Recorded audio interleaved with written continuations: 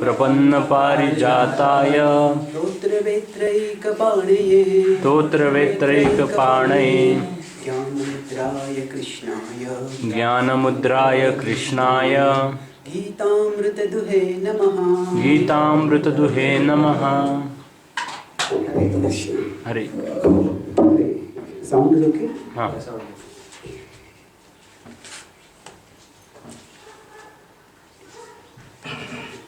भगवद गीता के 17वें अध्याय में है। 17वें अध्याय जो है दैवी और असुरी संपद के बीच में जो लोग हैं, जिनको श्रद्धा है पर शास्त्रों में श्रद्धा नहीं है, शास्त्रों के अलावा कोई श्रद्धा है, उनके बारे में वर्णन हो रहा है। और उनका क्या स्तर है, क्या वो सत्वगुण, उनकी श्रद्धा सत्वगुण, रजोगुण, तमोगुण में है, ये कैसे समझ सकते हैं हम? श्रद्धा ये अंतरंग होती है, तो हम कोई माइक्रोस्कोप या एक्सरे या सीआरटी स्कैन लेके किसकी श्रद्धा का स्तर क्या है देख नहीं सकते हैं। पर जो अंदर होता है वो बाहर व्यक्त होता है किसी न किसी पद्धति से। तो इसीलिए बाहर जो व्यक्ति कार्य करते हैं बाहर, तो उससे हम समझ सकते हैं कि उनके अंतरंग चेतना, उनके अंदर श्रद्धा का स्तर है। तो इसलिए अभी 9वें श्लोक से भगवान 7वें श्लोक से भगवान बताएंगे कि कैसे हम लोगों को उनका यज्ञ, उनका अन्न, यज्ञ, दान और तप, ये सब बाह्य दृष्टि से हम कार्य देख सकते हैं। यह देख के हम उनके श्रद्धा का स्तर समझ सकते हैं। आहारस्त्वपि सर्वस्य त्रिविधा भवति प्रियः यज्ञस्तपस्तथा दानं तेषां भेदमिमं शृणु। तो तेषां भेदम, इन सब का भेद, किस प्रकार का भेद? 3 गुणों में जो भेद है। तो अभी यज्ञ, दान, तप ये बहुत महत्वपूर्ण कार्य है। क्या होता है कि अगर हम देखते हैं तो हम जो आत्मा है वो 3 वर्तुल सर्कल 3 चीज़ों में वो ग्रस्त है। क्या है? एक हमारा शरीर है, तो उसमें आत्मा स्थित है। फिर उसके बाद में हमारा समाज है, उसमें हम स्थित है। फिर उसके बाद में एक और बड़ा सर्कल जो है, गोलाकार जो है, वह क्या है? हमारा ब्रह्मांड। और ये जो तीनों हैं, इन तीनों से हमें सुख भी मिलता है, दुख भी मिलता है। तो इन तीनों से जो दुख मिलता है उसको कहते हैं, शरीर से जो दुख मिलता है उसको आदि आत्मिक क्लेश कहते हैं। जो समाज से दुख मिलता है उसको आदि भौतिक क्लेश कहते हैं। और जो ब्रह्मांड से जो हमारे संसार में है उससे दुख मिलता है वो आदि दैविक क्लेश कहते हैं। तो जब वो कई बार यज्ञ वगैरह होते हैं तभी कहते हैं ओम शांति शांति शांति, 3 बार बोलते हैं। ये 3 बार बोलने का क्या उद्देश्य है? ये 3 प्रकार की क्लेशों की शांति हो जाए। आध्यात्मिक क्लेश शांति, आदि भौतिक क्लेश शांति, आदि दैविक क्लेश शांति। तो ये 3 प्रकार से हमें क्लेश मिलते हैं। और ये 3 प्रकार के क्लेशों से बचने के लिए, या 3 चीज़ों में हम 3 वर्तुलों में जो हम स्थित है, उनके प्रति हमारे जो कर्तव्य है, हमारे उत्तरदायित्व है, वो पूरा करने के लिए ये 3 प्रधान कार्य हैं। जो तप है वो हमारे शरीर को हम नियंत्रित करते हैं। जो आत्मा शरीर रूपी वर्तुल में स्थित है, तो उसके प्रति आत्मा का क्या कर्तव्य है? तप है। जो समाज रूपी कर्तव्य वर्तुल में स्थित है उसके लिए दान है। और जो ब्रह्मांड रूपी कर्तव्य है उसके स्थित है उसके लिए यज्ञ है। तो यज्ञ, दान, तप, तो इस तरह से ये तीनों महत्वपूर्ण कार्य है। और वास्तव में कोई कहेगा कि इस दुनिया में इतने सारे लोग हैं जो कुछ यज्ञ, दान, तप नहीं करते हैं, पर वास्तव में सब प्रकार के लोग कुछ न कुछ तो करते हैं इसके लिए। अगर कोई व्यक्ति बॉम्बे में रहता है तो वो बड़े लोकल में जाता है, जिसमें से 50 लोग बैठ सकते हैं, उसमें 400 लोग बैठ के जा रहे हैं, 300 लोग बैठ के जा रहे हैं, तो वो भी एक प्रकार की तपस्या है। तो उसी तरह से लोग कहेंगे मैं दान नहीं दूंगा, पर फिर उनको टैक्स देना पड़ता है। तो क्या है, हमारे समाज से आदान प्रदान तो होते ही रहता है, और फिर लोग अलग अलग प्रकार के दान भी देते हैं। तो यज्ञ, दान, तप ये सब करते हैं। तो अभी कोई कहेगा कि हमें मैं कोई यज्ञ नहीं कर रहा है, कोई अग्नि जला के पाश्चात्य देश में कोई यज्ञ नहीं कर रहा है, पर क्या है सब लोगों को कुछ ना कुछ समझ होती है कि ये ब्रह्मांड है और ब्रह्मांड से हमारा कुछ आदान प्रदान है। तो जब सबसे पहले लगभग 16वीं-17वीं शताब्दी में माइनिंग चालू हो गया, माइनिंग मतलब ज़मीन को खनना जिससे कि धातु निकाल सकते हैं, तो तभी कई वहाँ के लोगों ने उसका विरोध किया पाश्चात्य देशों में। उन्होंने कहा कि ये जो है, जो पृथ्वी जो है वो उसकी जो भेंट है वो पृथ्वी जो हमें देना चाहती है वो ज़मीन पे देती है, और जो ज़मीन के अंदर है उसको खन के निकालना, यह जो हमारा जो अधिकार है उससे हम परे जा रहे हैं और उससे समाज उद्ध्वस्त हो जाएगा। तो उससे पर्यावरण वैज्ञानिक रूप से किस प्रकार से उसे समस्या आएगी यह उनको भले आज से पता चला है वो पता नहीं होगा, पर क्या है यह सभी पाश्चात्य देशों में भी समझ थी। कृतकर्मा प्रभु जो हमारे वरिष्ठ प्रभुपाद जी के शिष्य है, वैज्ञानिक भी है वो, तो उन्होंने एक किताब लिखी है डिवाइन नेचर। तो उसमें बताते हैं कि कैसे जो निसर्ग है उसको देखने का दृष्टिकोण पहले भारत में हो या पाश्चात्य देशों में, पहले the vision of the nature was infused with the conception of the sacred, कि ये कुछ पवित्र है, ये कुछ दिव्य है और इसके हमें क्या करना है, इसके अधीन रहना है। हमको निसर्ग के अनुसार हमें जीना है। हम निसर्ग में पहले भारत में भी ऐसे था कि जो जंगल होते थे तो कोई भी आके जंगलों को तोड़ नहीं सकता था, तो जंगल जो होते थे उनको कहते हैं कि ये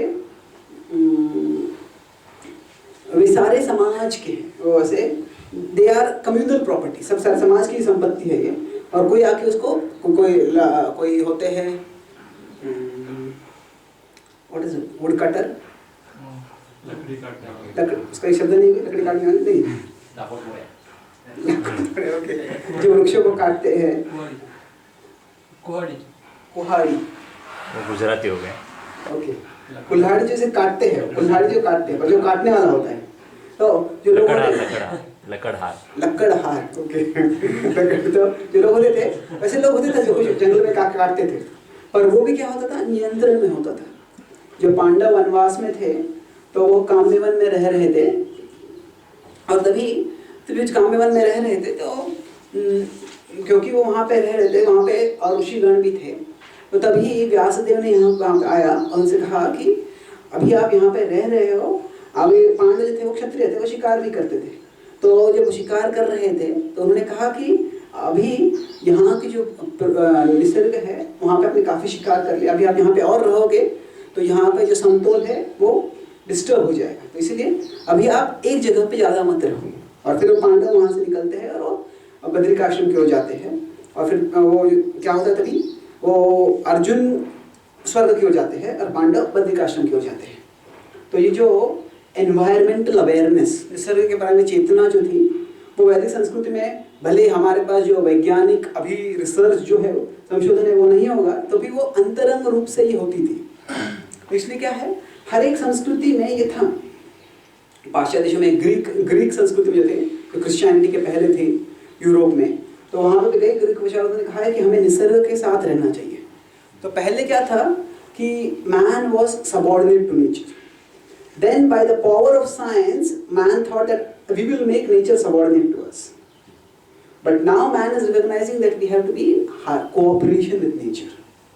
तो क्या है, पहले तो जो था कि हम निसर्ग के सामने पूरी तरह से असहाय है, कि निसर्ग में बड़ा भूकंप आ जाएगा, बड़ी बारिश आ जाएगी, तूफान आ जाएगा, तो हम कुछ भी नहीं कर सकते, हम बेबस हैं। तो इसलिए ये निसर्ग के सामने हम लाचार हैं, ऐसा विचार था। पर बाद में वैज्ञानिकों ने सोचा कि हम अपने निसर्ग को नियंत्रण करेंगे, तो कुछ हद तक हम निसर्ग को हम तैयारी कर सकते हैं। तो अभी क्या होता है, कहीं अभी भारत में और अमेरिका में फर्क है कि अमेरिका में बहुत से तूफान आते हैं, और तूफान वगैरह जब आते हैं तो तभी वह बहुत विध्वंस करते हैं, और क्योंकि वहाँ पे तंत्रज्ञान है तो वो काफ़ी हद तक उसका भविष्यवाणी कर सकते हैं कि तूफान आने वाला है। तो जब वो तूफान आता भी है तो पहले से लोगों को चेतावनी दे देते हैं, तो लोगों को तूफान के इलाके से निकाल देते हैं। और वहाँ से जो संपत्ति का विध्वंस होता है, घर उड़ जाते हैं, फैक्ट्रियाँ खराब हो जाती है, रास्ते उध्वस्त हो जाते हैं, पर साधारणतया लोगों की हत्या कम होती है। क्या होता है, वो लोगों को बचा लेते हैं। पर क्या है, भारत में उस प्रकार की अभी तक तंत्र ज्ञान नहीं है। तो इसीलिए क्या होता है, अगर कोई तूफान आने वाला है तो फिर वो तूफान के भविष्यवाणी लोगों तक पहुंचने के पहले तूफान पहुंच जाता है।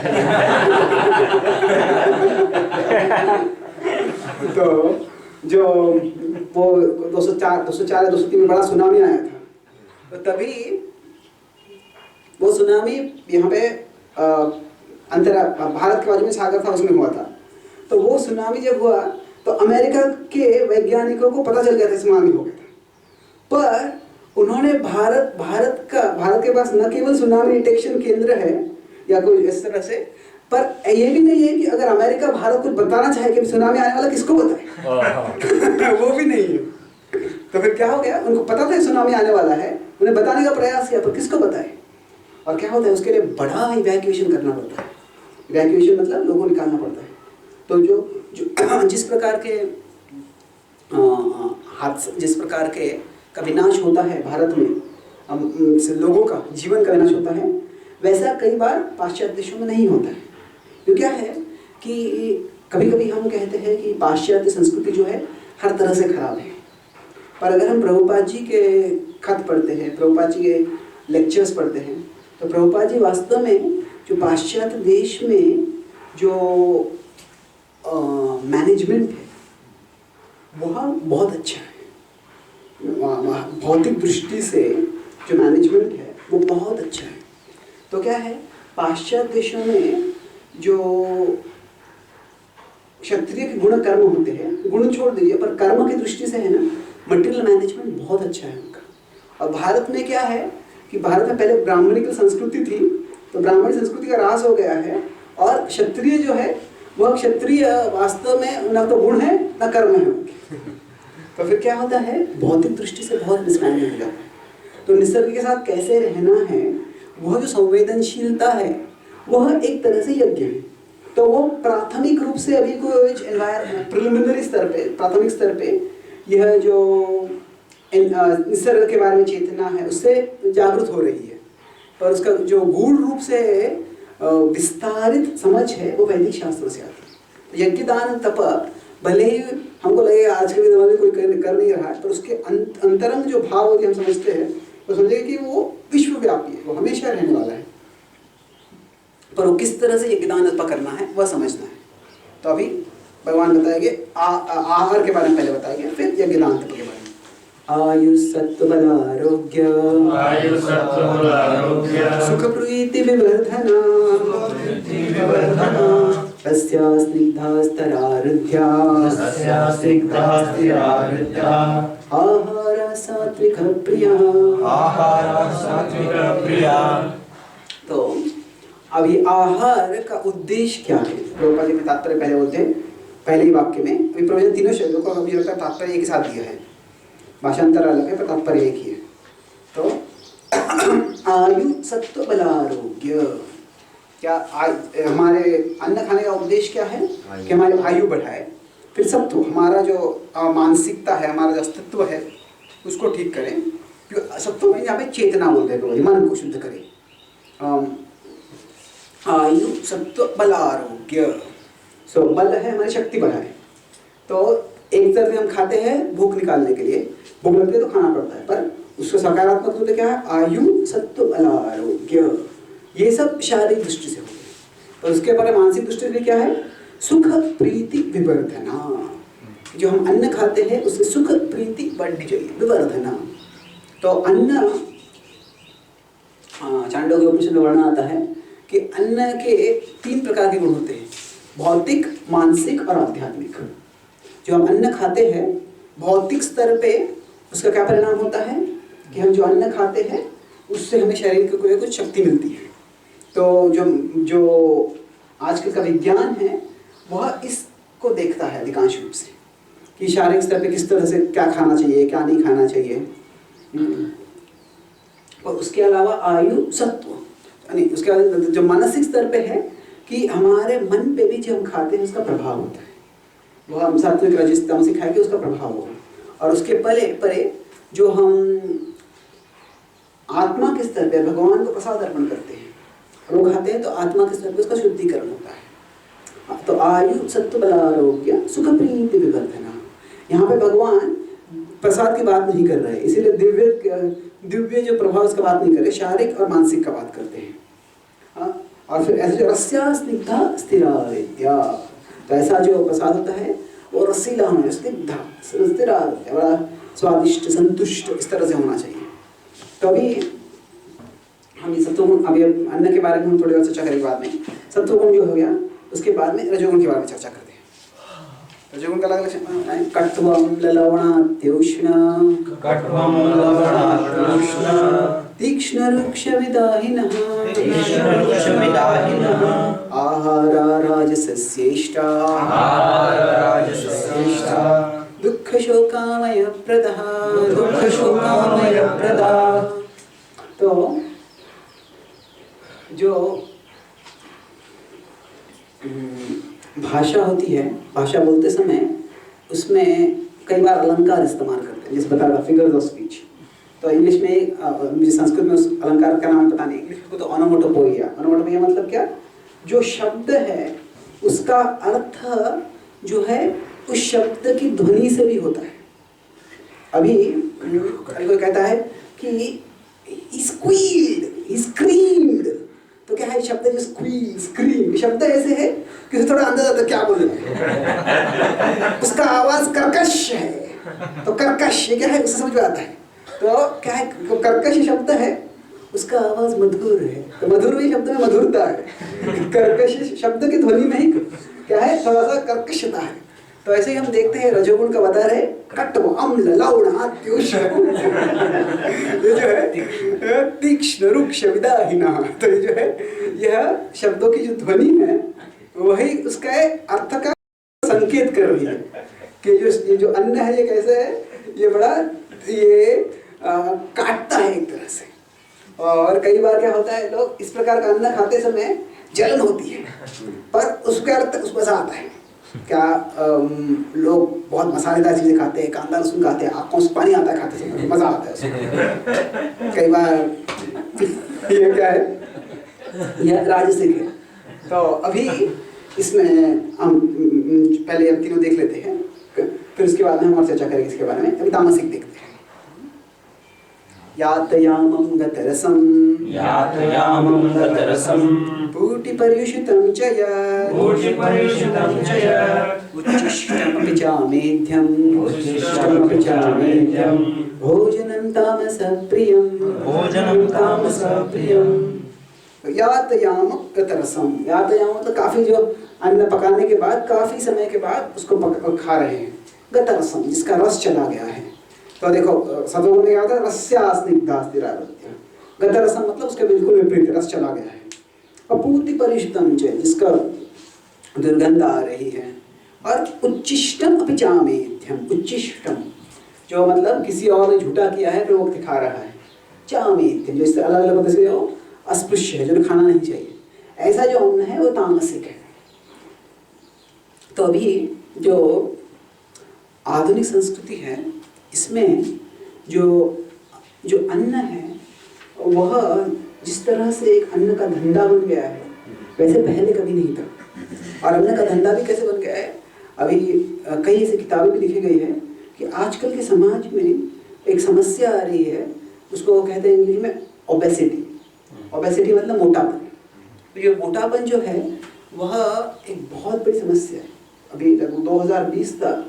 और जो obesity will become the world's number 1 cause of preventable death, कि मृत्यु का जो टल सकता है ऐसा जो कारण है वह ऐसा जो कारण है ओबेसिटी। तो ये मोटापन क्यों हो रहा है, तो इसका संशोधन भी है, कई किताबें लिखी गई है इस पर। तो 1970-1975 में जो बड़े बड़े जो अन्न की कंपनियां थी उन्होंने क्या किया कि हम जो प्रॉफिट कैसे बढ़ा सकते हैं, प्रोडक्शन कैसे बढ़ा सकते हैं, प्रॉफिट कैसे बढ़ा सकते हैं। तो उन्होंने देखा कि उनके जितने भी प्रोडक्ट्स थे कि उसमें अगर सॉल्ट, शुगर, ऑयल और स्पाइस, ये 4 चीज़ें, नमक, शक्कर, मसाला और तेल, ये चीज़ें हमारे जितने भी खाद्य पदार्थ हैं जिसमें ये ज़्यादा है वो ज़्यादा बेचे जाते हैं। ये उन्होंने देखा तो उन्होंने सोचा कि अभी साधारणतः घर में कोई खाते हैं तो जो माता होती है या घर में जो गृहिणी होती है या वरिष्ठ जो होते हैं वो कहते हैं ये खाना है खाइए पर इसको नियंत्रित मात्रा में खाइए, कि ये जो है यही आपका मेन खाने का आइटम नहीं बनना चाहिए। तो जो होता है ऐसी चीज़ें जो स्वाद के लिए थोड़ी अच्छी लगती है, तो उन्होंने क्या किया, उनके सब प्रोडक्ट्स में इन सब की मात्रा बढ़ा दी। और फिर उससे क्या हो गया, उससे जो खास करके तब के युवक थे उनका जो क्या होता है टेस्ट बड्स होते हैं, जो जिह्वा होती है, उसको उस प्रकार के अन्न का चस्का लग गया। और फिर धीरे धीरे धीरे धीरे क्या इसका जो मात्रा है वो बढ़ाते गए। और जैसे बढ़ाते गए तो क्या हो गया, ये चारों जो चीज़ें हैं वो खा सकते हैं पर वो कम मात्रा में खानी चाहिए। ज़्यादा मात्रा में खाते हैं तो फिर उससे अलग अलग प्रकार की समस्या होती है, खास करके जो मोटापा बढ़ता है। अभी अमेरिका में एक समस्या आ गई है कि अमेरिका अनेक समस्या है, पर हमारी समस्या क्या है कि इतने लोग मोटे बन गए हैं, बहुत से लोग मोटे बन गए हैं कि हर साल अभी जो युवक आते हैं कॉलेज से बाहर, तो हर साल अभी अमेरिका के आर्मी में लोगों को ज्वाइन करना चाहिए, पर आर्मी में ज्वाइन करने के लोगों को फिटनेस होना चाहिए, पर उतना फिटनेस लोगों में है ही नहीं। तो अभी अमेरिका को कई बार अपनी सेना को बरकरार रखने के लिए लोगों को इंपोर्ट करना पड़ता है, या फिर वो सेना नहीं है तो फिर इसलिए वो और मशीन बनाती है और शस्त्र बनाती है कि सैनिक नहीं है तो वो मशीन इस्तेमाल करेगी। तो ये बड़ी समस्या आ गई है। और ऐसे पाश्चात्य संस्कृति भारत में आ रही है, तो जो फास्ट फूड होते हैं आजकल के समाज में, जो बिकते हैं बड़े बड़े दुकानों में, होटलों में, तो ये क्या होते हैं, ये वास्तव में ऐसे नहीं है कि हम सिर्फ आध्यात्मिक दृष्टि से बोल दें प्रसाद नहीं इसलिए नहीं खाना चाहिए उसको, वो ठीक है, पर भौतिक दृष्टि से भी, स्वास्थ्य की दृष्टि से वे बहुत खराब है। इसके बारे में कई डॉक्यूमेंट्रीज भी बनी हैं। आपने से किसी देखा है, सुपर साइज मी नाम का एक डॉक्यूमेंट्री बनाया था। सुपर साइज मी नाम का एक व्यक्ति ने क्या प्रयोग किया, जो मैकडॉनल्ड्स का क्या आइटम होता है उसको क्या बोलते हैं, हाँ बर्गर। तो उसका जो बर्गर था, एक व्यक्ति ने कहा कि मैं 1 महीने के लिए सिर्फ बर्गर खाऊंगा और कुछ नहीं खाऊंगा। और फिर उसने प्रयोग किया और उसने देखा कि वो 1 महीने में खाने से क्या हो गया, ब्लड प्रेशर बढ़ गया, हार्ट बीट बढ़ गया, और हर तरह से शरीर का जो प्रभाव है उसका बहुत खराब प्रभाव हो गया। और पूरा वैज्ञानिक से डॉक्यूमेंट किया कैसे कैसे हुआ। तो जो आजकल के अन्न की पद्धति है वह बिल्कुल सात्विक नहीं है, राजसिक और तामसिक है। और उसका प्रभाव जो है वो पिछले शोक में क्या बताया जो बताया था, दुख शोकामय प्रदः, दुख शोक आमय। दुखम अभी दुख शोक आमय क्या है, यह 3 प्रगतिशील है। खाते समय दुख होता है, खाने के बाद क्या है तृष्णा संतुष्ट नहीं होती, जैसे शोक होता है, और उसके बाद धीरे धीरे बीमारी हो जाती है।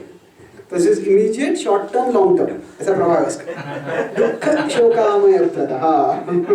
उसके विपरीत क्या है कि सत्वगुण में जब अन्न खाते हैं तो सुख प्रीति विवर्धन। तो अभी यहाँ पे एक सवाल उठता है कि क्या अन्न गुणों में है या अन्न खाने वाला कुछ गुणों में है? वास्तव में दोनों है। हम देखेंगे 18वें अध्याय में जब चर्चा करेंगे कि भगवान कर्म 3 गुणों में बोलते हैं और फिर कर्ता भी 3 गुणों में बोलते हैं। तो यहाँ पे वे अन्न पे जोर दे रहे हैं। तो अभी अन्न पे जब जोर दे रहे हैं इस तरह से,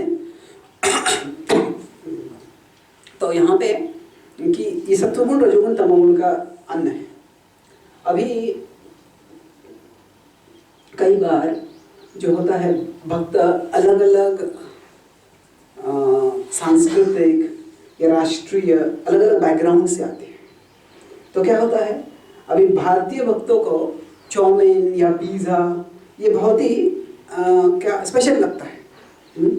पर ये जो अगर कोई अमेरिका में रह रहा है और कोई और देशों में रह रहा है तो वहाँ पे ये नॉर्मल आइटम होता है। तो अभी क्योंकि इस्कॉन ये अंतर्राष्ट्रीय संस्था है, तमाल कृष्ण महाराज ने एक लेख लिखा था कृष्णा एंड कल्चर नाम का, कि कृष्ण और संस्कृति। मैं बोलता कृष्ण और संस्कृति का क्या संबंध है? कृष्ण भक्ति और संस्कृति, इनका संबंध क्या है? कि क्या संस्कृति अनुकूल होनी चाहिए तभी भक्ति कर सकते हैं, या भक्ति करने के लिए कि कृष्ण भक्ति जो है दिव्य है, संस्कृति का कोई संबंध ही नहीं है, या फिर प्रतिकूल संस्कृति, प्रतिकूल होते हुए भी किसी भी संस्कृति में हम भक्ति कर सकते हैं। मतलब क्या कि संस्कृत जो आजकल की प्रधान संस्कृति है, क्या हमें उसके विरोध में जाना चाहिए भक्ति करने के लिए, क्या उस संस्कृति में रह के भी हम भक्ति कर सकते हैं? तो हम देखते हैं कि वास्तव में जो पाश्चात्य देश के भक्त हैं, शायद उनके लिए वो स्वाभाविक है उस प्रकार का अन्न खाना। तो उनको अगर उनको बोले कि आप राइसदार सब्जी चपाती खाओ, तो शायद उनके पचन को जमेगा नहीं। तो उनके लिए जो स्वाभाविक अन्न है वो भगवान को अर्पण करके खाएंगे, तो शायद उनका उससे शरीर अच्छा रहता है, उसका सेहत अच्छा रहता है, और फिर वो उससे भक्ति अच्छी तरह से कर सकते हैं। पर अगर जो भारत में जो भक्त रहते हैं वह उस प्रकार का अन्न खाने लगते हैं, तो क्या है, यह हमारे न केवल हमारी संस्कृति के अनुसार नहीं है, पर यह हमारे मानसिक चेतना को भी क्या होता है, जब हम इस प्रकार का अन्न खाते हैं तो कई बार जब हम पिज़्ज़ा प्रसाद करके खाते हैं, तो अभी पिज़्ज़ा भी भगवान को अर्पण किया तो वो प्रसाद है, वो है ज़रूर, पर क्या होता है, तभी हम पिज़्ज़ा प्रसाद खाते हैं तो पिज़्ज़ा का स्मरण होता है, प्रसाद का स्मरण नहीं होता है। मतलब क्या कि भगवान का स्मरण बहुत कम होता है। तो ऐसे नहीं है कि इस पर बिल्कुल बंदी करनी चाहिए, पर क्या है, हर एक भक्त को अपने समझ के अनुसार मुझे क्या महत्वपूर्ण है, किस तरह से मैं भक्ति कर सकता हूँ, यह किस तरह से मैं भक्ति में स्थिरता से प्रगति कर सकता हूँ, ये समझ के अन्न को चुनना है। तो कभी कभी क्या होता है, कुछ भक्त ऐसे होते हैं, ये शरीर का भी स्वभाव होता है। क्या होता है, कुछ जो भक्त का स्वभाव जरा कफिक होता है तो उनको उपवास करना आसान जाता है। कुछ और भक्त होते हैं खास करके जिनका पित्त का स्वभाव होता है, उनको उपवास करना बड़ा मुश्किल जाता है। तो क्या है, इस तरह से उपवास जो है, अभी कुछ दिन है हमारे जन्माष्टमी और महत्वपूर्ण दिन तक हम उपवास करते हैं, पर बाकी एकादशी वगैरह है, तो जिस स्तर पे हम उपवास कर सकते हैं उस तरह कर सकते हैं। तो उसी तरह से जो उपवास के रूप में तपस्या है वो व्यक्तिगत रूप से फैसला किया जा सकता है। तो ऐसे ही जो अन्न है वह व्यक्ति किस प्रकार का प्रसाद खाएगा, इसका हर एक भक्त को अपने गंभीरता के अनुसार, अपने मानसिकता के अनुसार ही फैसला करना है। पर हमें समझना चाहिए कि जितना हम जो भी अन्न खा रहे हैं उसमें कितना हमारे भगवान का स्मरण हो रहा है वो देखना चाहिए। तो कभी मंदिर में आचार बन जाता है, तो कुछ भक्त ये आचार जो होता है राजसिक होता है, तो कोई भक्त जो भी भगवान को अर्पण करते हैं वो प्रसाद होता है, वो दिव्य, राजसिक नहीं है। तब ये राजसिक है या ये दिव्य है? अभी क्या है, ये हमें व्यक्तिगत रूप से फैसला करना है कि इसका मुझ पे क्या प्रभाव हो रहा है। तो प्रभुपाद जी को बताया था कि दूध पीने से क्या होता है, अब हमारे बुद्धि के विकास होता है। तो भक्त बहुत ज़्यादा दूध पीने लगे, तो प्रभुपाद जी ने कहा कि ये क्या है, राजसिक से ज़्यादा दूध पीना चाहिए, पर उचित मात्रा में पीना चाहिए। तो हर एक व्यक्ति के लिए भी क्या उचित है, जिसके लिए कोई एक स्टैंडर्ड हम नहीं बना सकते। तो वो हर एक वक्त को अपनी बुद्धिमत्ता के अनुसार, अपनी गंभीरता के अनुसार, अपनी मानसिकता के अनुसार फैसला करना चाहिए। तो ऐसे नहीं है कि कोई अगर भक्त पिज़्ज़ा खा रहा है तो वो कम प्रगतिशील है। वो व्यक्ति किस संस्कृति से आ रहा है, किस पार्श्वभूमि से आ रहा है, वो हमें पता नहीं है। खास करके जो पाश्चात्य देशों से भक्त आते हैं वह पिज़्ज़ा वगैरह खाएंगे, रेगुलरली खाएंगे, तो क्या है, उनके लिए वो स्वभाव है। पर हमारे लिए वंश न कभी एक बार अगर हो गया तो वो ओके है, पर नियमित रूप से जो हमारा स्वाभाविक अन्न है उसी को हम खाते हैं, तो वो हमारे भक्ति के लिए अनुकूल है। तो भक्ति में हम अधिकांश रूप से सत्वगुण, रजोगुण, तमोगुण अन्न का जो है वह लक्षण देखने से ज़्यादा क्या कि इसका मुझ पर क्या प्रभाव हो रहा है, तो वह देखकर फिर हम फैसला कर सकते हैं। तो इसलिए यह सत्वगुण, रजोगुण, तमोगुण प्रसाद की दिव्यता है, वह सत्य है। तो उसके साथ साथ प्रसाद का भी एक भौतिक स्तर पे हम पे प्रभाव होता है।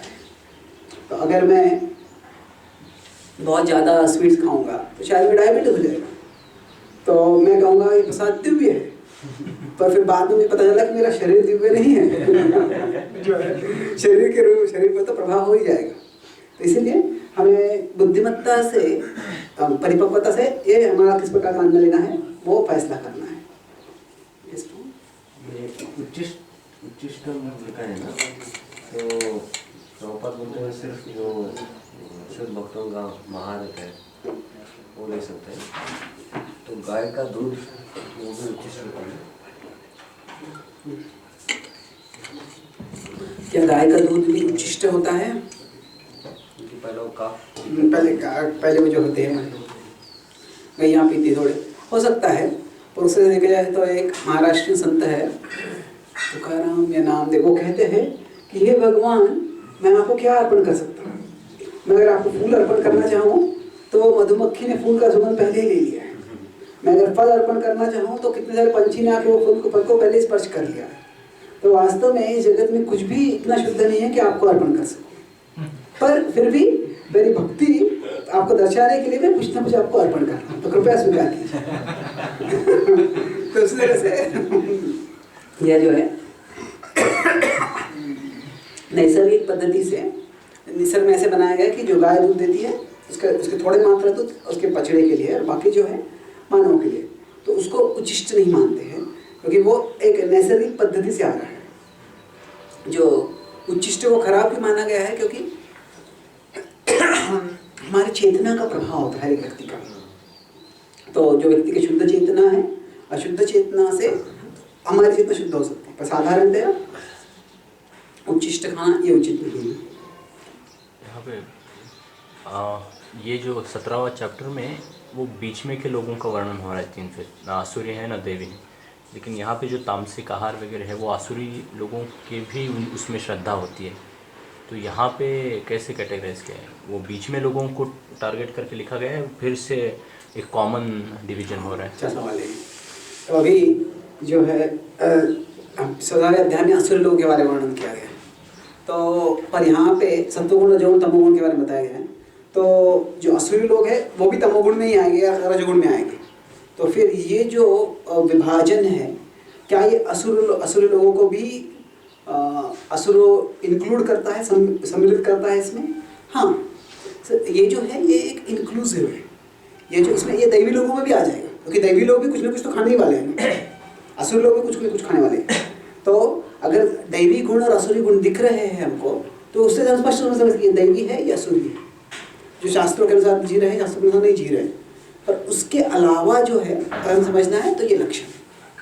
तो मतलब यह लक्षण सबके लिए है। सत्वगुण रजोगुण तमोगुण अन्न का जो विभाजन है यह केवल मानवों के लिए नहीं, ये केवल दैवी और असुरी के बीच में के लिए नहीं, सबके लिए है। पर जिनका दैवी असुरी गुण हम शास्त्र के पालन या शास्त्र का उल्लंघन इसे समझ नहीं सकते, मतलब उनमें श्रद्धा है किस तरह की, पर क्या है शास्त्र के अनुरूप श्रद्धा नहीं है, तो उनको समझने के लिए इसे बताया गया है। स्पष्ट में क्या बोल रहा हूँ? This categorization, the categorization of there is nothing beyond goodness, passion, and ignorance and material existence. So when we classify into goodness, passion, and ignorance, it will include everything. It will include the divine and demoniac natures. But when by the qualities and by the activities, in terms of scriptural injunctions, when we are not able to determine whether a person is divine or demoniac, then we can look at these qualities and then use them as a further parameter for determining things.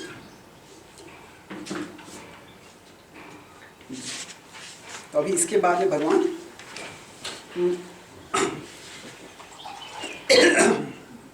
यज्ञ के बारे में बताएंगे।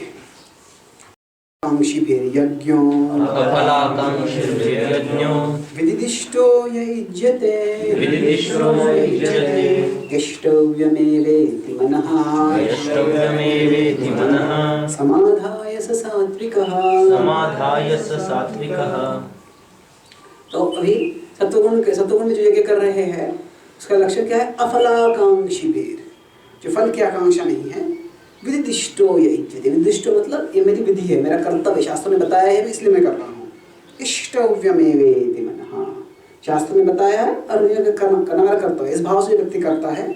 समाधाय स सात्विकः, ऐसा व्यक्ति सत्वगुण में कार्य कर रहा है। फिर हम तीनों देखते हैं, अभिसंधायतु फलम्, अभिसंधायतु फलम्, दम्भार्थमपि चैव यत्, युज्यते भरतश्रेष्ठ, युज्यते भरतश्रेष्ठ, तत्यक्तं यज्ञं विद्धि राजसं,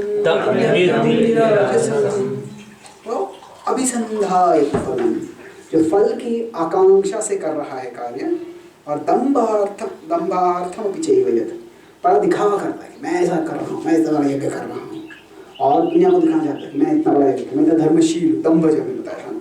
युज्यते भरतश्रेष्ठ, ऐसा जो अधिकार करता है, तम यज्ञम विद्धि राजसम, ऐसा यज्ञ जो है राजसिक है। विधिहीनमसृष्टान्नं, मंत्रहीनमदक्षिणं, श्रद्धया विरहितं यज्ञं, तामसं परिचक्षते,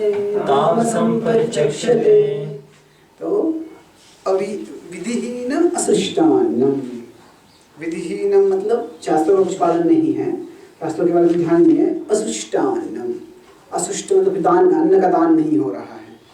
और फिर मंत्रहीनम अदक्षिणम, तो कुछ मंत्रों का भी जप नहीं हो रहा है, दक्षिणा भी उचित रूप से नहीं दे रहा, तो ऐसा जो है यज्ञ है तामसिक है। तो मतलब हम भगवान बता रहे हैं कि यज्ञ भी कोई कर रहा है पर वो उचित पद्धति से नहीं कर रहा है, तो वो भी तामसिक है।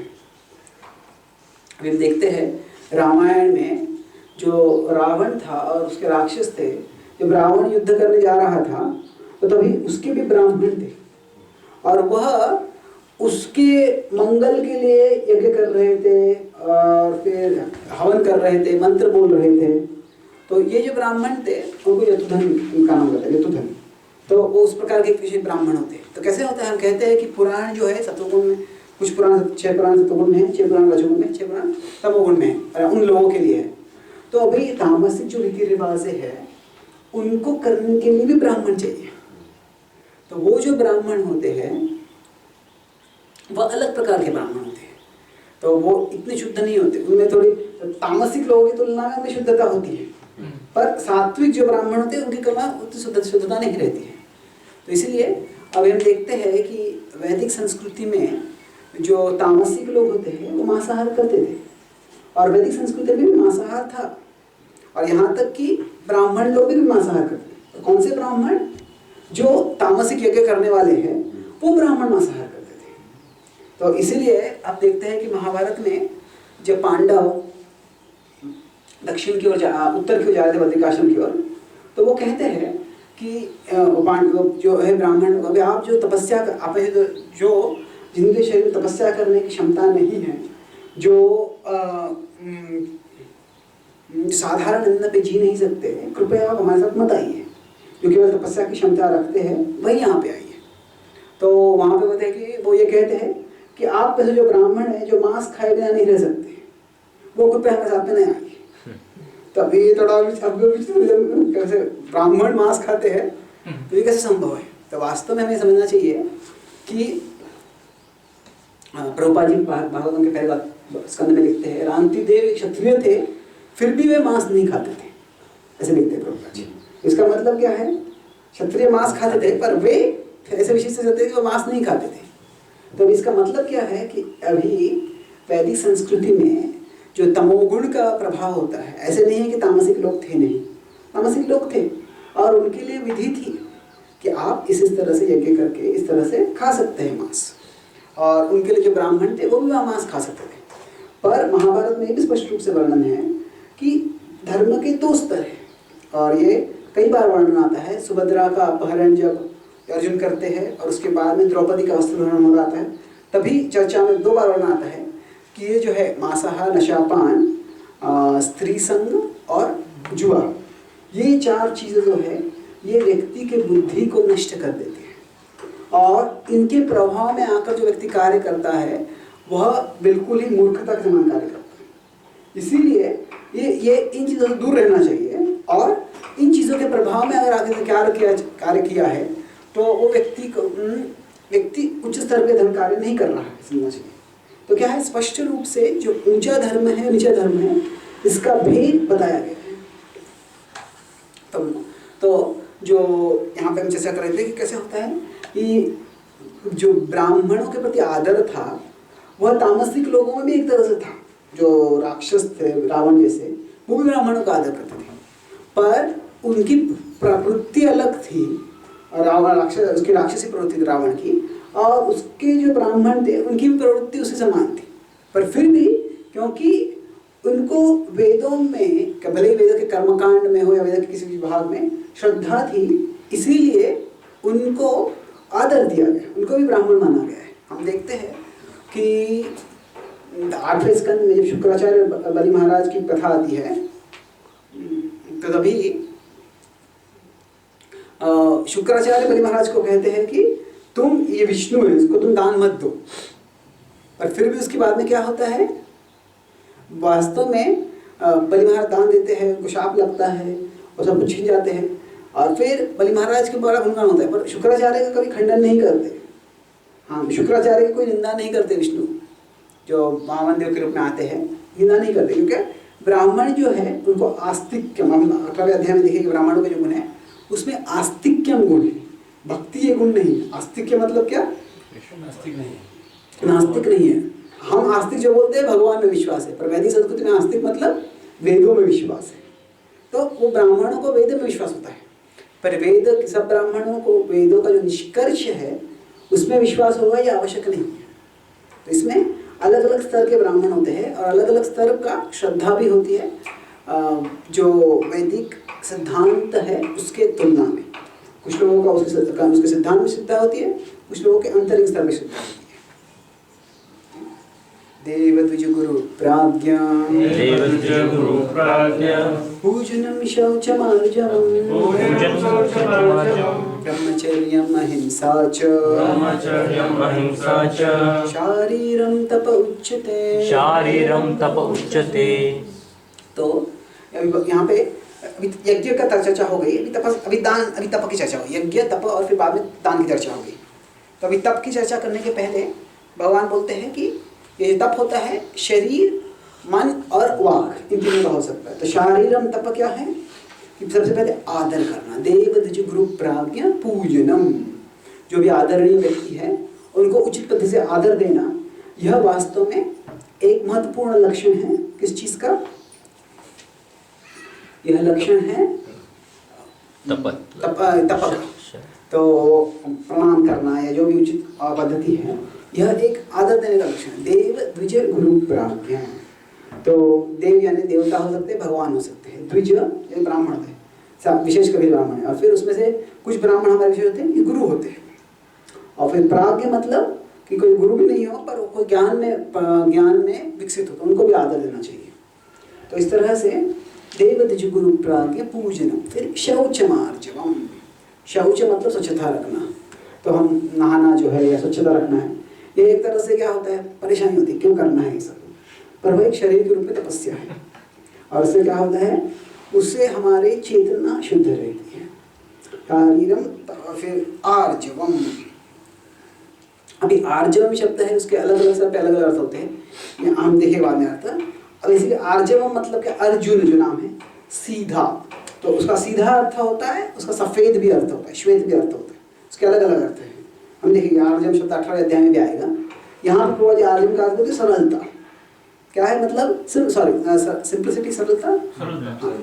और सिंप्लिसिटी जो है ये वास्तव में शारीरिक स्तर पे बताई जा रही है, कुछ मानसिक स्तर पे सरलता होती है। शारीरिक स्तर पे सरलता मतलब क्या, सिंपल लिविंग, कि ज़्यादा ज़रूरत से ज़्यादा जो है हमें लेना नहीं चाहिए। क्या है, सिंपल लिविंग हाई थिंकिंग होना चाहिए। और आजकल कलयुग में क्या है, सिंपली लिविंग हार्डली थिंकिंग हो गया कि लोग विचार ही नहीं करते, कुछ सिंपली लिविंग, और ये चाहिए, ये चाहिए, ये चाहिए, वो चाहिए। तो क्या होता है, अपने हर एक व्यक्ति की जो ज़रूरत होती है वो अलग अलग पद्धति से हमें समझना चाहिए कि ये मुझे इतना चाहिए, उतना चाहिए, क्या कितना चाहिए मुझे। हमारी सेवा के अनुसार हमें, अभी हम जब भक्त हम रहते हैं ब्रह्मचर्य आश्रम में, तो हमको क्या हमारी सेवा के लिए हम क्या ज़रूरत है, उसके अनुसार जो सरलता की परिभाषा अलग हो सकती है। तो मैं कंप्यूटर पे हमेशा काम करता हूँ, तो क्या होता है कंप्यूटर अगर ख़राब हो गया तो बहुत समस्या आ जाती है। तो कुछ भक्तों ने मुझे कहा कि तुम 2 कंप्यूटर रख लो, तो क्या होगा, एक कंप्यूटर खराब हो दूसरा कंप्यूटर ले सकते हैं। तो मैंने सोचा था कि 2 कंप्यूटर लोग तो त्योहार हो जाएगा, कि एक कंप्यूटर काफ़ी, 2 कंप्यूटर कैसे रखेंगे। तो फिर मैं सोचा कि फिर मैं भक्ति सामंत महाराज से पूछा क्या ये अत्याहार हो जाएगा। महाराज बोले कि अगर ब्रह्मचारी 2 कार रखता है तो अत्याहार है।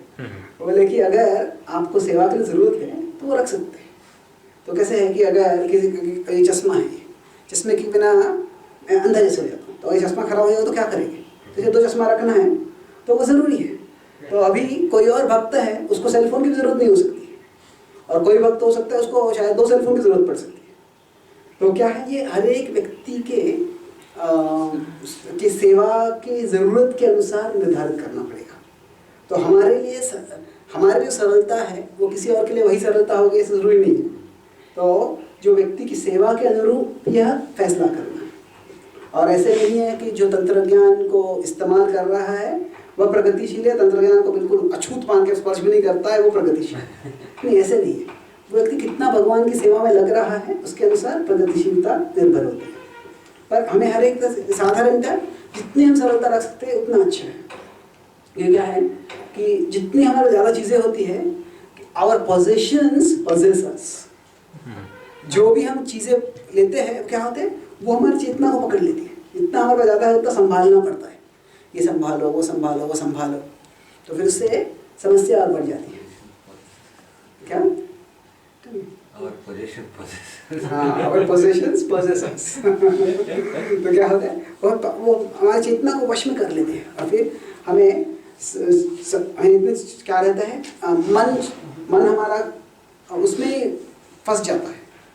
तो शौचमार्जवम और ब्रह्मचर्यम अहिंसा च, ब्रह्मचर्य जो है यह भी शरीर के रूप में तपस्या है।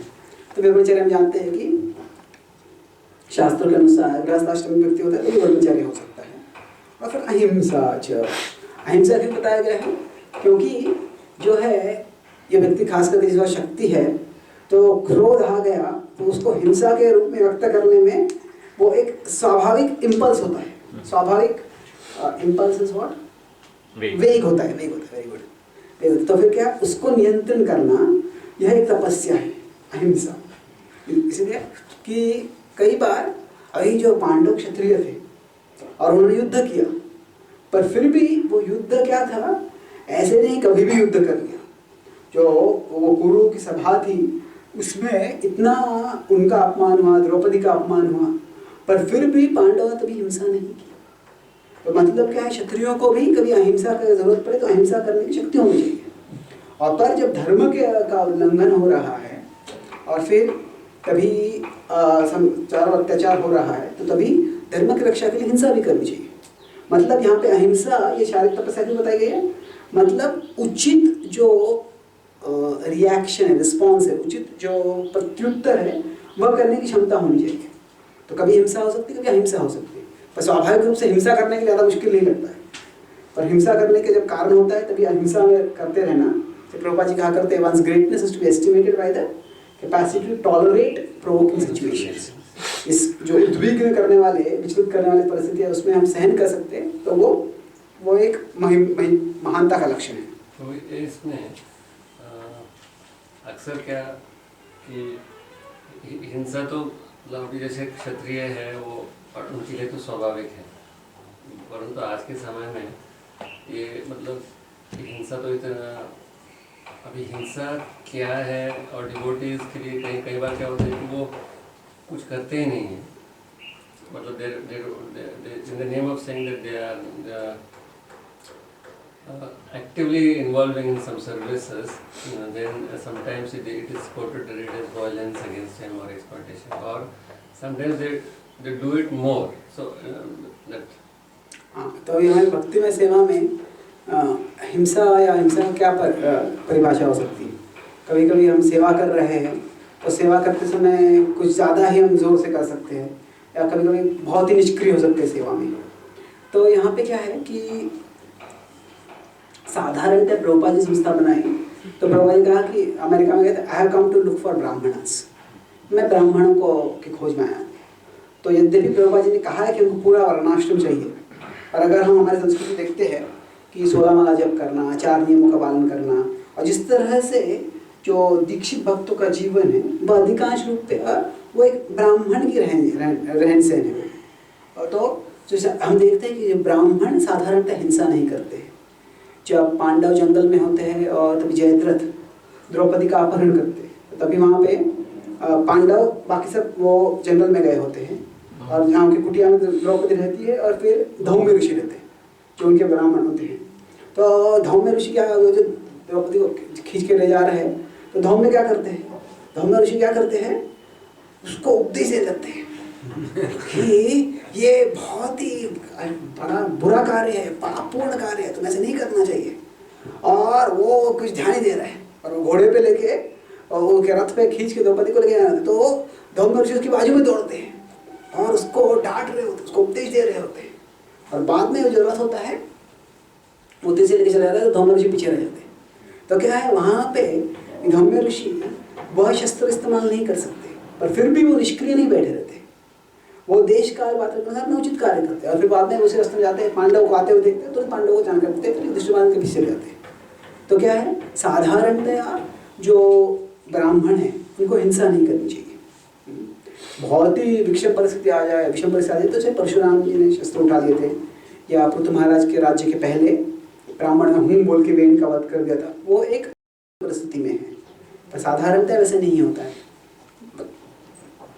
तो हमारी ऐसी भी इच्छा है थी प्रभुपाद जी के भविष्य में ये भी आ जाए कि पूरा वर्णाश्रम में क्षत्रिय भी होने चाहिए, और क्षत्रिय हो गए तो फिर जो संरक्षण के लिए जरूरी है वो करना, वो करने की क्षमता होनी चाहिए। आज तक हम जो सेवा कर रहे हैं साधारणतः हम हिंसा को टालते हैं, खास करके ब्रह्मचारियों को तो कुछ भी हो जाए वो हिंसा नहीं करनी चाहिए। पर अगर मंदिर भी आक्रमण हो रहा है वगैरह ऐसे कुछ हो रहा है तो तभी संरक्षण के लिए, भगवान के मंदिर के संरक्षण के लिए प्रभुपाद जी ने कहा था कि आप कानूनी इस्तेमाल कर सकते हैं। जब मायापुर में तब प्रभुपाद जी ने भगवान प्रभु को बंदूक रखने को बोला, न्यू वृंदावन में प्रभुपाद जी बोलते हैं आप बंदूक रख सकते हैं। तो वो इमरजेंसी है, पर अभी हमारी संस्था इससे बढ़ गई है कि ब्रह्मचारी को करने की जरूरत नहीं है, हम सिक्योरिटी हायर कर सकते हैं, अलग अलग पद से कार्य कर सकते हैं उसके लिए। पर कैसे है कि ये जो है कृष्ण भावना का जो विकास है वह एक पिरामिड के समान है। पिरामिड पता है आपको? पिरामिड को हिंदी में क्या बोलते हैं, किसको पता है? ठीक है, जैसे ऊंचा है तो सबसे ऊंचा जो है उसमें शुद्ध भक्ति है, पर शुद्ध भक्ति के नीचे क्या है, वैदिक संस्कृति है, उस या भक्ति में संस्कृति है, उसके नीचे क्या है, वैदिक संस्कृति है, उसके नीचे क्या है, कम से कम नैतिक संस्कृति है। तो इस तरह से ये सब भी जरूरी है। तो हम ऐसे हम सिर्फ शुद्ध, अगर सारा समाज बिल्कुल अनैतिक है और तो फिर उसमें हम शुद्ध भक्ति का प्रचार अधिक कर नहीं सकते। तो कृष्ण भावना के प्रचार के लिए जो जनसाधारण समाज है उसको भी कुछ हद तक नियम, उसमें कुछ नैतिकता आनी आवश्यक है। तो इसके लिए भविष्य में इस्कॉन के कुछ सिस्टर ऑर्गेनाइजेशंस होंगी, इस्कॉन के संबंधित कोई और संस्थाएं होंगी और कैसे कार्य करेगी। जो प्रभुपाद जी अमेरिका में थे तो उन्होंने एक राजनीतिक दल चालू किया था, इन गॉड वी ट्रस्ट। तो उन्होंने बोला, और वो वास्तव में अमेरिका में चालू किया था, ऑस्ट्रेलिया में चालू हो गया था। तो एक बलवंत प्रभु नाम के भक्त थे, प्रभुपाद जी उनको बोले कि आप अमेरिका के अगले राष्ट्रपति बन जाओ। प्रभुपाद जी उनको बोले कि राजनीति में होने का एक फायदा है कि आप सबकी निंदा कर सकते हो, बिना किसी के डरे निंदा कर सकते हो, वो बड़ा एडवांटेज है। पर क्या हो गया, राजनीति में आ गए तो फिर उसमें पैसा बहुत लगता है। क्या होता है कि कैंपेनिंग करना होता है, जो उसमें उसके लिए बहुत पैसा लगता है और ये पैसा मुश्किल था। तो फिर बाद में प्रभुपाद जी ने पहले बोला हम फंड्स देंगे, पर बाद में प्रभुपाद जी बोले कि जो हम संकीर्तन के लिए जो लक्ष्मी ला रहे हैं वो ऐसे कार्य को इस्तेमाल नहीं कर सकते। तो बलवंत रूप राधा गोविंद भागवतम दे रहे थे, एक बार वो बताए थे कि उनका सामान प्रभुपाद जी, उन्होंने पूछा प्रभुपाद जी क्या आपकी इच्छा नहीं है कि कृष्ण भावना ये जो है सरकार बनाए, राजनीति में प्रवेश करें? हाँ प्रभुपाद जी मेरी बिल्कुल इच्छा है। तो प्रभुपाद जी पर आप पहले बहुत सब आप बहुत प्रोत्साहन दे रहे, प्रोत्साहन नहीं दे रहे। बोले नहीं, मेरा प्रोत्साहन अभी दे रहा हूँ, अभी भी दे रहा हूँ मैं, पर पैसा नहीं दूंगा। तो क्या है, भाव यहाँ पे क्या था कि वास्तव में हमें शुद्ध भक्ति के प्रचार के लिए जो लक्ष्मी है वही लिमिटेड है, तो उसको जोर देना है। बाकी सब कार्य अगर करने हैं तो बहुत से लोग हैं वो इसमें मदद कर सकते हैं। अभी क्या है, फूड फॉर लाइफ जो है इस्कॉन चालू किया है, तो अभी इसमें भी इस्कॉन में भी मतभेद है, इस्कॉन में फूड फॉर लाइफ करना चाहिए या नहीं करना चाहिए। तो क्या है, अभी ये एक तरह से ये इसमें कोई गलत नहीं है, बिल्कुल गलत नहीं है फूड फॉर लाइफ में, पर क्योंकि क्या है, मैंने बताया था कुछ दिन पहले कि पृथु महाराज जो है वो जब इनके सारे राज्य में भूख अकाल हो गया था, तो फिर क्या हुआ, उन लोगों से नहीं कहा कि हम सब कीर्तन करते, उन्होंने क्या किया, योजना बनाई जिससे कि अन्न की प्राप्ति हो सके। तो उसी तरह से हम देखते हैं कि अकाल की बात छोड़ो, रांतिदेव और शिपी महाराज, वो तो क्या जानवर भी आ गए थे, उनको भी उन्होंने अन्न दिया। तो मानवों को छोड़ो, जानवरों को अन्न देना भी महान कार्य माने और महान बताया गया है। वो कहाँ बताया है, वो भागवतम में बताया है, साधारण ग्रंथ में नहीं, भागवतम जो हम कहते हैं अमल पुराण है उसमें बताया गया है। तो फिर इसमें कुछ भी गलत नहीं है, पर इस तरह से लोगों के शारीरिक जरूरतों को पूरा करना इसमें कुछ गलत नहीं है, वास्तव में क्षत्रिय की जिम्मेदारी है। पर ये क्या है, इस्कॉन की जिम्मेदारी है। प्रभुपाद जी ने जब प्रभुपाद जी संस्था चालू की थी तो वो एक ऐतिहासिक परिस्थिति में चालू की थी। वो ऐसे ऐतिहासिक परिस्थिति क्या थी कि प्रभुपाद उनके पहले भक्तदास ठाकुर थे, तो उसके पहले उसी समय पाश्चात्य संस्कृति जो थी, पाश्चात्य संस्कृति में पाश्चात्य देशों का जो राज्य था भारत में बंगाल से आया।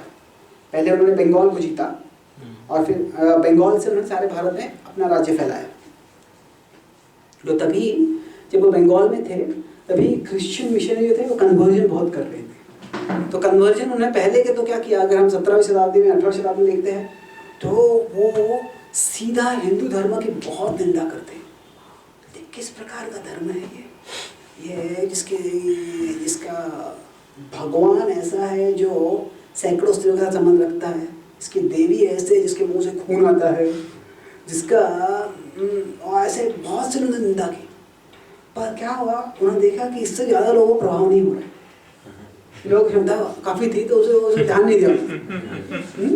तो फिर उसके बाद में उन्होंने चेंज किया अपना स्ट्रेटेजी।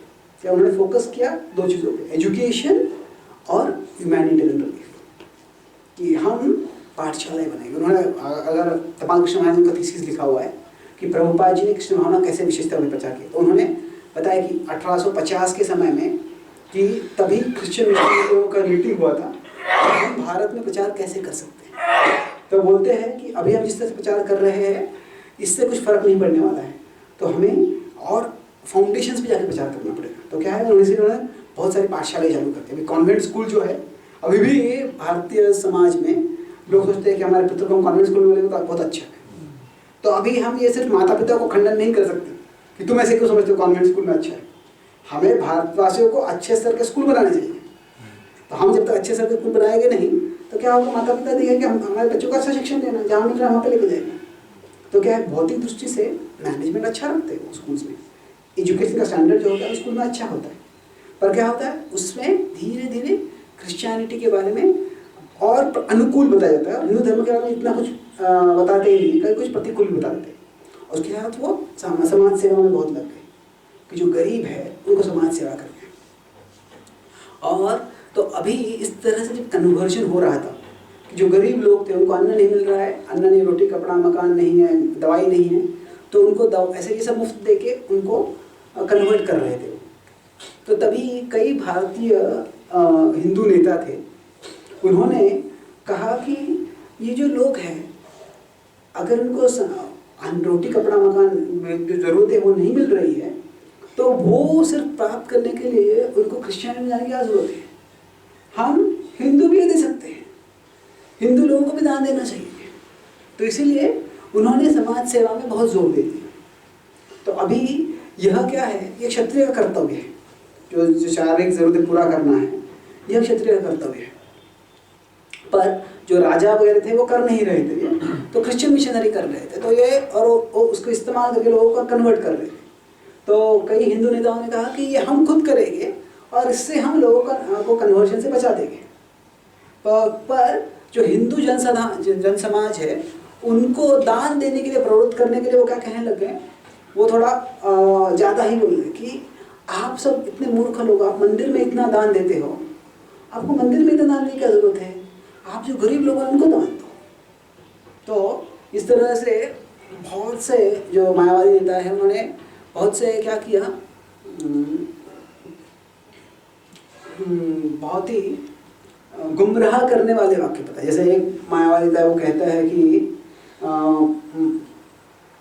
आप तुलसी को पानी क्यों डालते हो, उससे क्या फायदा होने वाला है, उसके बेहतर है कि आप बैंगन के झाड़ को पानी डालो, उसे खाने को, बैंगन खाने को तो मिलेगा लोगों को। या फिर वो कोई कहता है कि वास्तव में ये जो है भारतवासी गाय नहीं खाएंगे तो गाय भारतवासी को खा लेंगे।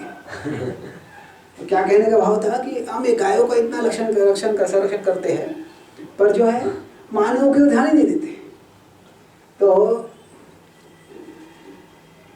यह जो है इस प्रकार के स्टेटमेंट्स होते हैं, ये अनुचित है। जो भाव एक तरह से था कि भारतीय हिंदू संस्कृति का संरक्षण करना उचित है, पर उसको जिस तरह से व्यक्त किया कि, और उन्होंने क्या किया कि जो लोग मंदिर में जाकर रीति रिवाज करते हैं वह समझते नहीं है कि भगवान सबके हृदय में है, और जो लोग समझते हैं कि भगवान सबके हृदय में है वह सबको दान देंगे, मंदिर में दान देने की कोई जरूरत नहीं है। तो अभी जो ओ माय गॉड नाम का मूवी आया था वह यही भाव से है। तो उसमें क्या है, मानव सेवा ही माधव सेवा है, या जन सेवा ही जनार्दन सेवा है, सो पुरुष सेवा ही पुरुषोत्तम सेवा है, नर सेवा ही नारायण सेवा है। तो इस तरह से वो करने लगे। तो अभी क्या है, यह जो भाव है, जो एक व्यक्ति ने कहा है कि मायावादी शिक्षक ने कहा कि एक छोटा बालक है, उसके लिए एक फुटबॉल ग्राउंड ये 100 भगवद्गीता से ज़्यादा महत्वपूर्ण है, उससे भगवद्गीता क्या फायदा है। तो क्या है, इस प्रकार के जो भाव था वो बड़ा खतरनाक है वैदिक संस्कृति के जो भक्ति का मूलभूत तत्व है उसके करीब। तो इसकी प्रतिक्रिया में हमारे आचार्य ने क्या बताया है कि जो आध्यात्मिक संस्था है, जो आध्यात्मिक गुरुगण है, उनको इस प्रकार की समाज सेवा में लगने की जरूरत नहीं है। कि देखो, समाज सेवा गलत नहीं है, समाज सेवा ये क्षत्रिय कर्तव्य है और ये एक भौतिक कर्तव्य है। आध्यात्मिक संस्था को इसमें लगने की जरूरत नहीं है। इसका मतलब नहीं कि समाज सेवा बुरी है, पर अगर कोई समाज सोचता है कि समाज सेवा ये भक्ति से ज़्यादा महत्वपूर्ण है, जो भक्ति करते हैं मंदिर में आके दान देते हैं वो मूर्ख है, जो गरीब लोगों को दान देते हैं वो असली में बुद्धिमान है। बुद्धिमान मतलब आध्यात्मिक से अधिक प्रगतिशील है, क्योंकि वो गरीब लोगों के हृदय में नारायण को देख रहे हैं। तो यह जो भाव है यह बहुत ही खतरनाक था और उससे वैदिक संस्कृति पुनः नाश हुआ था। इसीलिए भक्तिवेदांत ठाकुर और श्री प्रभुपाद दोनों ने इस प्रकार के समाज सेवा की निंदा की है। इस प्रकार की समाज सेवा मतलब to depict social service as higher than devotional service, यह गलत है। तो इसीलिए क्या है कि आध्यात्मिक संस्था को आध्यात्मिक ज्ञान देना चाहिए और आध्यात्मिक संस्था, आध्यात्मिक गुरुगण जो है उनकी प्रेरणा से एक क्षत्रिय का समाज बनना चाहिए और क्षत्रिय समाज सेवा करेंगे। इस प्रकार का डिवीजन ऑफ लेबर होना चाहिए, मतलब कार्यों का विभाजन होना चाहिए। अगर आध्यात्मिक संस्था समाज सेवा करने लगेंगे तो आध्यात्मिक ज्ञान देगा कौन? वो देने वाला वो तो ब्राह्मण, वो क्षत्रिय तो ब्राह्मण आध्यात्मिक ज्ञान नहीं देने वाले। तो इसीलिए जो समाज सेवा है वह अनुचित नहीं है, पर इस्कॉन को डायरेक्टली नहीं करना चाहिए।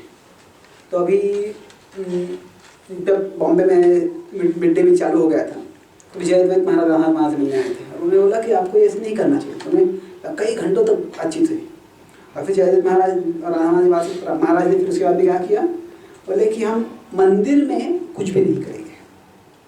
कि अगर देखते हैं आधा रुपये मंदिर में जाएंगे तो वहाँ पे कहीं भी मिड डे मील का एडवर्टाइजमेंट भी नहीं है।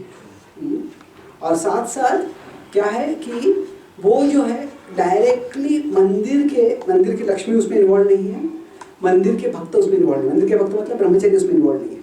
मतलब क्या है, जो चीज़ें डायरेक्टली शुद्ध भक्ति का प्रचार करने के लिए इस्तेमाल की जा सकती है उसको इस तरह कार्य में लगाने की जरूरत नहीं है।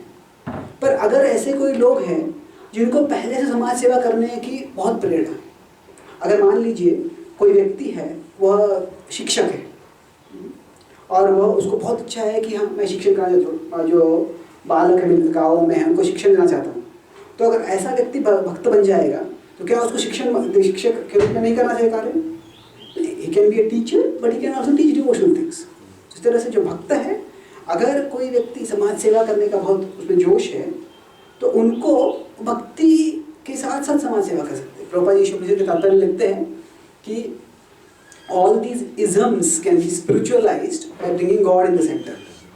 तो इस तरह से जो अभी हिंसा भी है, तो अभी कुछ भक्त थे और राधा गोपीनाथ कॉम्पिटिशन में जब कारगिल का युद्ध हुआ था तो तभी वह भारतीय सेना में थे और वो युद्ध करने जाने वाले थे, तभी वो राधा महाराज से मिलने आए थे। तो महाराज ने कहा कि वास्तव में अभी जो आप युद्ध करने जा रहे हैं यह राजनीतिक स्तर पर युद्ध हो सकता है, पर आप समझ सकते हो कि आप धर्म की रक्षा करने के लिए युद्ध कर रहे हैं। क्योंकि क्या है कि अगर लेच्छे लोगों का राज्य हो जाएगा तो वो विग्रहों की पूजा नहीं करने देंगे और वो वैसे संस्कृति काफ़ी नाश कर सकते हैं। तो इसीलिए भक्त की चेतना पे निर्भर है। तो इस्कॉन ये मेन संस्था जो है उसके अंदर ब्रह्मचारी है, ये साधारणतः ऐसे कार्य में नहीं लगेंगे। समाज सेवा हो या क्षत्रिय के रूप में युद्ध हो इसमें नहीं लगेंगे, या राजनीति हो इसमें नहीं लगेंगे। क्षत्रिय मतलब आजकल समझ सकते हैं तीन, politics, defence and social service, इसमें नहीं लगेगा। पर इस्कॉन की सिस्टर ऑर्गेनाइजेशन हो सकते हैं, इस्कॉन सम्मिलित संस्था हो सकती है जो ऐसा कार्य कर सकते हैं, और जो ऐसा करेंगे तो इससे इस्कॉन का कई दृष्टि से सकारात्मक प्रभाव भी हो सकता है, क्योंकि लोगों को यह चीज़ ज़्यादा अच्छी लगती है। शुद्ध भक्ति समझ में नहीं आती जल्दी से, इसके द्वारा भक्ति की ओर आ सकते हैं। तो ये एक हर एक जो नेता होता है इस्कॉन के, उसको उनको ये फैसला करना पड़ेगा कि किस तरह से बैलेंस रखें कि ऐसे कार्य भी होते रहे पर उसके साथ साथ शुद्ध भक्ति है वो भी उसका भी प्रचार चलते रहे। Clear? But the fund and all now Shuddha Bhakti के लिए, but if the projects might not be in ISKCON, but then the fund which is coming from this, like then supporting the temples and all, how far it is like.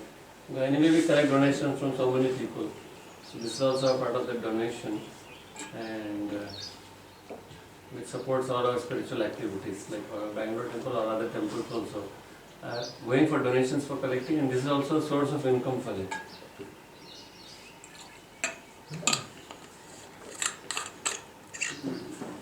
साधारणतः जो है क्या, तो दान जो होता है इसके इन दोनों में से विभाजन कैसे होता है, तो वास्तव में जो भक्त इसमें इन्वॉल्व है, राधा कृष्ण को इसमें बात किया, तो बोलते हैं कि वो स्पष्ट रूप से बोल देते हैं कि अगर आपको धार्मिक कार्यों के लिए दान देना है तो फिर आप इस्कॉन में मंदिर में जाकर हुंडी में दान दो, पर आपको ये जिनको अन्न देना है उनको दान देना है, जो बालक है, जो संज्ञान से गरीब बालक है, तो उनको आप यहाँ पे दान दे सकते हैं। तो लीगली और मैनेजली उनको अलग रख सकते हैं, और फिर उस तरह से क्या होता है कि दोनों मिक्स नहीं होते, मिक्स हो जाएगा तो फिर से समस्या आ जाएगी। तो ये एक मेनली मैनेजरल इशू है करना है उसका। पर तत्वज्ञान की दृष्टि से क्या है कि क्षत्रिय का कर्तव्य महत्वपूर्ण है, और समाज के कल्याण के लिए क्षत्रिय का कर्तव्य निपुणता से करना, दक्षता से करना वो भी महत्वपूर्ण है। पर जो विशेष करके आध्यात्मिकवादी लोग हैं उनको ये करने की जरूरत नहीं है, उनको दूसरों को प्रशिक्षण देके करवाना है। प्रभुपाद जी को पूछा गया था तो प्रभुपाद जी बोले कि अगर कृष्ण भावना में सरकार हो जाएगी तो क्या आप नेता बनोगे? प्रभुपाद जी बोले नहीं, मैं नेता का गुरु बनूंगा। तो क्या वो भाव था उनका। क्लियर? हम यहाँ पे कैसे इस विषय पे कैसे आ गए हम? अहिंसा। अहिंसा, ओके, फाइन। हम ये हम तपस्या एक मिनट करते हैं। अनुद्वेगकरं वाक्यम अनुद्वेगकरं वाक्यं सत्यं प्रियहितं च यत् सत्यं प्रियहितं च यत् स्वाध्यायाभ्यसनं चैव स्वाध्यायाभ्यसनं चैव वाङ्मयं तप उच्यते। वाङ्मयं तप उच्यते। तो अनुद्वेगकरं वाक्यम कि मन वाणी की तपस्या क्या है कि इस तरह से बोले कि दूसरों को विचलित न करे। तो पहला लक्षण बता रहे हैं वो सत्यम नहीं बता रहे, पहले बता रहे हैं कि अनुद्वेगकरम, सत्य बोलना चाहिए, पर ऐसा नहीं है कि सत्य बोलने का कारण लेन के हमको हटू बोलना चाहिए। कुछ को लगा होगा ना कि truth is always bitter, that is true, but everything bitter is not always true. कभी कभी हम कहते हैं, किसी को डांटते हैं और कहते हैं साधु के वचन जो होते हैं वो क्या होते हैं, एक तलवार होते हैं जो आसक्ति को काटते हैं। तो क्या होता है, अगर हमको जो परिस्थिति अच्छे से पता नहीं है और हम कुछ गलत समझ के काटते हैं, मतलब जिसको डांटना नहीं उसको डांट देते हैं, तो वो जो तलवार है वो उसके आसक्ति को नहीं काटेगी, उसकी भक्तिलता बीच को ही काट देगी। और उसके ये भक्त कैसे स्वभाव के काम का छोटी छोटी बातों को गुस्सा कर देते हैं, तो क्या होगा, वो वक्त दूर चला जाएगा। तो इसीलिए हमें क्या है, साधारणतया से तीक्ष्ण वचन नहीं बोलना चाहिए। अनुद्वेगकरं वाक्यम सत्यम प्रियहितं च यत्। तो कई बार क्या होता है, प्रभुपाद जी जो फूल्स एंड रैस्कल्स बोलते हैं, वह क्या होता है, वह हमारे मिथ्यांकों को अच्छा लगता है। हाँ, फूल्स एंड रैस्कल्स, तो वो क्या होता है, वही को बहुत बार दोहरा देते हैं। पर हम बहुत बार देखते हैं कि प्रभुपाद जी इतने संवेदनशील से बात करते हैं। प्रभुपाद जी जब भारत में आए थे पहली बार, तो दूसरी बार आए थे, पहले बार वो कीर्तनानंद महाराज के साथ आए थे, दूसरी बार या उसी में पहले कीर्तन महाराज के बाद कुछ और भक्त आए थे, अच्युतानंद प्रभु आए थे और एक और भक्त, वो इतने सीरियस नहीं थे, वो दीक्षा ली थी तो वो आए थे। और वो भक्त उनके साथ आए, तो वो जो शिष्य था उनका, कि फिर उसने अपने बाल बढ़ा दिए, दाढ़ी बढ़ा दी और फिर वो हिप्पी के समान जीने देने लगे। तो पहले प्रभुपाद जी ने क्या किया, अपने जो ब्रह्मानंद प्रभु को बताया कि इसको बोलो कि इस तरह से दाढ़ी न रखे। फिर उसने कोई ध्यान नहीं दिया। तो फिर क्या किया प्रभुपाद जी ने, उसको बताया। प्रभुपाद जी ने देखा कि क्या हम वो सब कार्यक्रम में आ रहे थे, तो ये दोनों तो बाकी दूसरे भक्त जो थे वो तो अच्छी तरह से शेवन हेड थे और फिर सन्यासी का ब्रह्मचारी का वस्त्र पहने हुए थे, पर ये भक्त जो था इसको मिसरिप्रेजेंट कर रहा था। फिर प्रभुपाद जी तुरंत उसको कुछ आटा नहीं। अभी बैक टू गॉड का एक मैगजीन आ गया था। बैक टू गॉड का मैगजीन जब आया था तो उसमें जो हरिदास ठाकुर और वैश्या की ये कहानी आई थी और उसमें चित्र था। तो प्रभुपाद जी बोले, चित्र देखा आपने क्या, तो आपको क्या फर्क दिखता है इसमें? तो बता कि वो भक्त बन गई है अब यहाँ पे। तो भक्त बन गए मतलब फर्क क्या हुआ है? तो क्या होता, वो जो वेश्या थी तो उसने अपने बाल काट दिए थे, तो भक्त बनने तो इसने बाल काट दिए, तो मतलब क्या है, वो भक्त बनते हैं तो बाल काट देते तो प्रभुपाद जी उसके बाद देख लेते, तो प्रभुपाद क्या चाहते आपने आते कि बाल काट दो? हाँ प्रभुपाद जी हाँ बोले काट दो। तो अभी छोटी सी बात है, प्रभुपाद जी की संवेदनशीलता से बोल रहे हैं। तो हमें क्या देखना चाहिए कि ऐसे ही नहीं कि प्रभुपाद जी फूल्स एंड रैस्कल्स बोला इसलिए हम भी फूल्स एंड रैस्कल्स बोल सकते हैं। कई जगह पे प्रभुपाद जी बड़े संवेदनशील थे। सत्यम प्रियहितं च यत्, सत्य बोलना है पर प्रिय पद्धति से बोलना है। और फिर उसके बाद में स्वाध्याय अभ्यसनम चैव। स्वाध्याय अभ्यसनम मतलब कि यह शास्त्रों का दोहराना, श्लोक शास्त्रों के श्लोक दोहराना, शास्त्रों के मंत्रों को बोलना, इससे शुद्धिकरण होता है। इसलिए मानमयम तप है। फिर इसके बाद में मानसिक तप क्या है? मन प्रसाद संयत्वम, मौनमात्म विनिग्रह, भाव संशुद्धिर्येत, तपोमान समुच्यते। तो मन प्रसाद संयत्वम कि मन प्रसाद मतलब कि मन को संतुष्ट रखना। Satisfaction is not just an emotion, it is also a decision.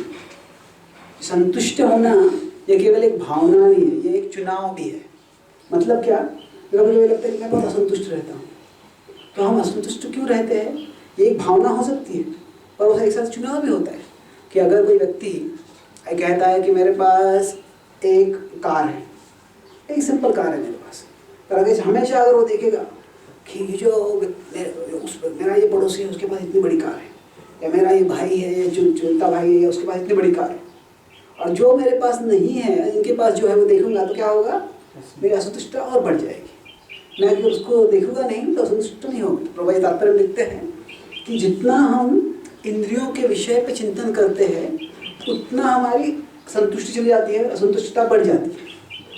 तो इसीलिए अगर हमें संतुष्टि चाहिए तो इसको तपस्या भी बताया गया है कि संतुष्ट रहना ये भी एक चुनाव कर सकते हैं कि जो चीज़ें मुझे असंतुष्ट करती है मैं उनके बारे में विचार नहीं करूँगा और उस तरह से मैं संतुष्ट रह सकता हूँ। तो इसलिए मन प्रसाद सौम्यत्व, सौम्यत्व मतलब जो मन में जो है ज़्यादा किसी के प्रति घृणास्पद, नफरत, ऐसे जो बहुत ही नकारात्मक विचारधारा है दूसरों के प्रति, वो नहीं लानी है, सौम्य रहना है। और एक यहाँ पे विशेष बात है, साधारणतः हम मौन जो होते हैं, मौन हम कहते हैं कि ये मुंह से न बोलना है, तो मौन जो है तो फिर वो वानमय तप होना चाहिए। वो मनोमय तप में क्यों बताया गया है, क्यों क्या है, असली मौन जो है वह केवल वाणी की बात नहीं है, वह मन की बात है। क्या है, many people speak because they find sound more tolerable than silence. कई बार लोग बोलते क्यों हैं, क्योंकि वो कुछ बोलेंगे नहीं तो मन बड़ा बोल रहा है और मन को परेशान कर देगा, इसीलिए मन के बोलने को बंद करने के लिए कुछ ना कुछ तो बोलते हैं। खुद बोलो, दूसरों का बोलना सुनो, या कुछ नहीं होता तो टीवी चालू करो तो टीवी को बड़बड़ करने दो, तो ऐसे होता है। तो क्या है, मौन मतलब मन को शांत करना। मन जो बोलते ये बोलो वो बोलो वो बोलो, उसको चुप बैठो, मन ध्यान नहीं देगा। तो मन को चुप कैसे कर सकते हैं, एक्चुअली मन कुछ बोलता है तो उसको हम जितना ध्यान देते हैं उसकी उतनी शक्ति बढ़ती है। मन कुछ बोलता है उसको ध्यान नहीं देते तो वो चुप हो जाता है। तो मौन मतलब मन को धीरे धीरे शांत करना। और आत्मविनिग्रह, आत्मविनिग्रह मतलब अपनी इच्छाओं को ज़्यादा विकास नहीं होने देना, वासनाओं को। और भाव संशुद्धि, भाव संशुद्धि मतलब शुद्धिकरण करना। मतलब हमारे मन में कभी अशुद्ध विचार आते हैं, कभी शुद्ध विचार आते हैं। तो अभी क्या होता है, एक कमरे में हम रहते हैं तो कभी कचरा आ जाता है, तो कचरा आ गया तो क्या करते हैं, हम उसको झाड़ू निकाल के कचरे को बाहर कर देते हैं। तो वैसे हमारा मन भी एक कमरा है और उसमें भी अनिवार्य रूप से कचरा आ जाता है। कोई दूषित विचार इधर से आ जाते हैं, उधर से आ जाते हैं, तो क्या करना है, जब विचार आते हैं तो उनको निकाल देना चाहिए। तो दर्पण मार्जन। और कई बार ऐसे कुछ विचार आ जाते हैं तो जो कचरे के डिब्बे में जाना चाहिए वो हम खजाने में रख देते हैं। वो क्या करते हैं, उसके बारे में बहुत चिंतन करते हैं, हाँ ये ऐसे हुआ वैसे वैसे वैसे, ध्यान है तो विषय सुन सकते। तो शुद्धिकरण करना मतलब क्या है, यह भी एक तपस्या है कि जो अशुद्ध चीज़ें हैं उनका विचार कर सकते हैं, शुद्ध चीज़ें उनका विचार कर सकते हैं। तो इसलिए प्रभुपाद जी बोलते हैं कि इस तात्पर्य बोलते हैं कि इंद्रिय तृप्तियों के विषयों का विचार करने जगह पे जो पुराणों में अनेक कहानियाँ बताई हैं, वो कहानियों पे अगर हम चिंतन करेंगे, भगवान की लीलाओं में चिंतन करेंगे तो हम असंतुष्ट नहीं रहेंगे, उसके विपरीत हम संतुष्ट रहेंगे और शुद्ध भी हो जाएंगे। तो इस तरह से ये मन की तपस्या है। तो पहले 3 प्रकार की तपस्याओं का 3 स्तरों की तपस्याओं का चर्चा करके बाद में भगवान सत्वगुण, रजोगुण, तमोगुण की तपस्याओं का चर्चा करेंगे। तो उसकी हम चर्चा कल के क्लास में करेंगे। बहुत बहुत धन्यवाद। श्रील प्रभुपाद की जय। श्रीमद्